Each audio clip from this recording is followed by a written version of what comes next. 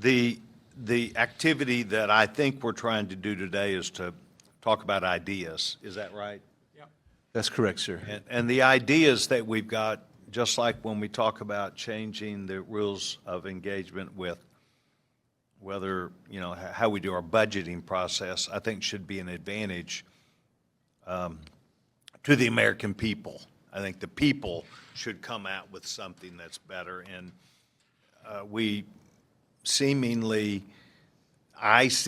think that a majority should decide what that is. Well, we haven't been in the majority for 4 years, and we didn't agree with that, so it does away with that theory that was good for the American people. But I think that we need to think about it, that power of Article 1, Section 7 also should be there for us, and that we need to think about what the House of Representatives, as members of Congress of this body, House, notwithstanding, we have to work with the Senate. What's in our best interest? What's in the American people's best interest? And I think every time we win back the majority is because there was a real problem on the other side, like they ran away with everybody's checkbook and ruining the country. And so we've got to pull it back now. So I just think that the rules of whatever we do must be consistent with that. Now, Paul will tell you it's hard to get that lined up. So I think it should deal with the stability of the majority. Paul may not agree with that because I've been the chairman of the Rules Committee for 6 years, and we were trying to give our team the stability to make hard votes, and then we found that they were compromised in the leadership. So I don't know that the rules were the problem. The rules were the problem to the people that didn't like the decisions that were made, in my opinion.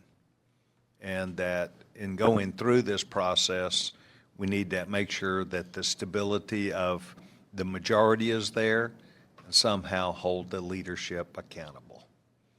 And that goes to the rules package 2, vacating the chair. And so I just think that there's a lot to think about of what we're really trying to accomplish and who would accomplish it. And remembering this, that I didn't study this before I walked in here, but our friends, the Democrats, had some bit of, if any bill has 218 votes, any bill has 218 members that support it as co-sponsors, they'll bring that bill to the floor. That sounds real nice until you really look at it. And it could be 217 Democrats and 1 Republican, and all of a sudden that wasn't what you wanted. I don't know that it's 218. It could be 212 Democrats and 10 Republicans. So all I'm saying is we just got to think about what we're doing, but it's always there. I always thought about it this way, that when we wrote the rules package, it was to create a majority that had not just advantage, but could accomplish what needed to be done. And then all it takes is one majority leader to say we won't do a bill on the border. And all of a sudden, it didn't matter what the rules were. That got gutted real fast. So you may have, I just thank y'all both, all 4 of you, for being here. But that's the way I see it, that you've got to make sure that it is about stability and not about empowering a minority. I didn't even ask a question. Are you yielding, or do you have a question? I'll yield, but Mark you may have some comment about what I said. Paul certainly thinks things about what I said. Y'all want to talk me out of what I'm 13 thinking? seconds, Mr. Yeah, 13 seconds. Paul?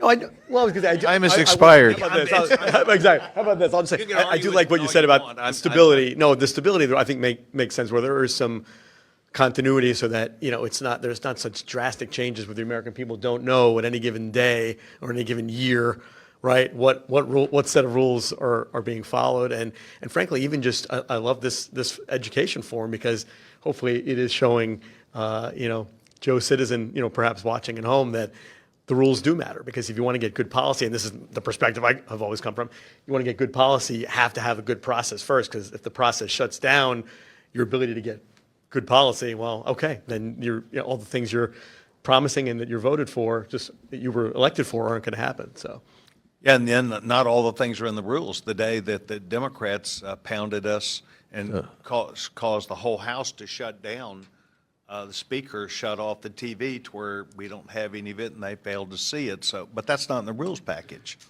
So, There's a whole lot of decision making. so my good friend from Texas, his time is now expired. I get that one.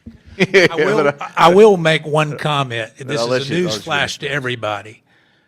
All of America believes that Congress is broken, so it's time to fix it. And if we don't fix it now, when are we going to do it?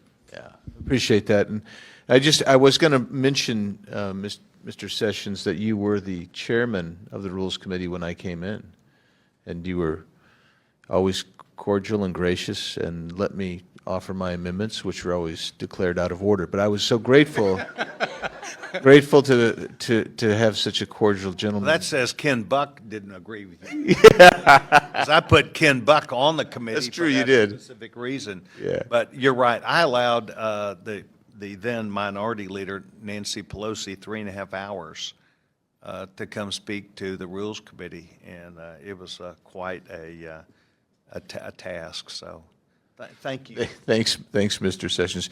And now I recognize the gentlelady from Arizona.